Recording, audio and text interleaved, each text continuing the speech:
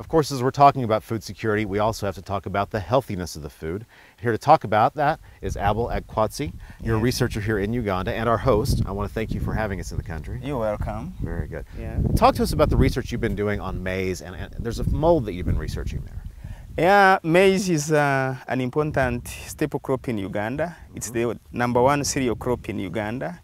So as it is growing in the field, it is attacked by a number of fungi. And the most important fungi in the crop in Uganda include Aspergillus, Fusarium, and Penicillium. Fusarium is a field fungi, and it's a pathogen which attacks the crop when it is still in the field. And in the process, it reduces the yield significantly.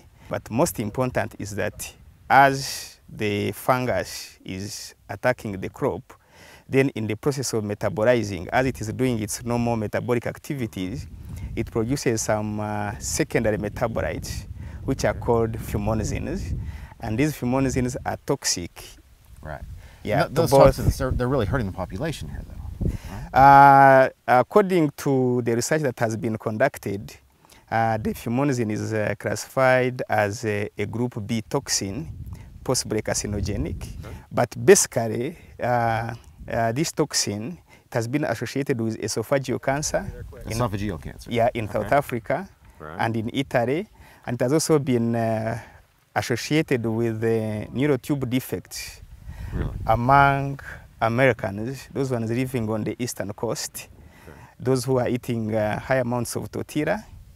And a study that was conducted to look at women who are eating tortilla and those who are not eating tortilla had a relationship. The findings showed a relationship between high levels of consumption of tortilla and then producing children with neurotube defects. Really? So the more tortillas that are eaten, the more you're getting the maize in that form? Yeah, because the maize normally is contaminated with fumonisins, and if you eat too much of the tortilla, then you get, there is this relationship which has been found.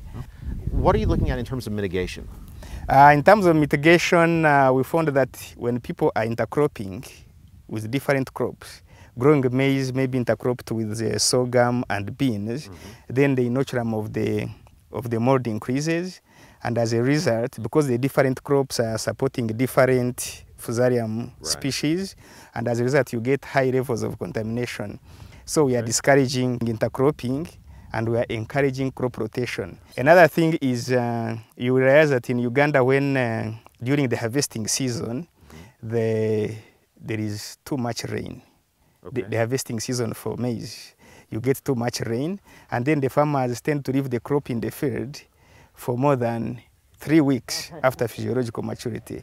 But in the process of leaving it there, then there is increased infection with Fusarium due to rewetting of the crop because the rains keep on coming. Because of the extra rain with that drying crop. Yeah, so we are saying people should harvest at physiological maturity and then use quicker and cleaner drying facilities. Very good. Yeah. All right, well, that's a lot of information. Thank you for sharing it with us, and I hope you'll keep us informed as things go. You're welcome. Yeah.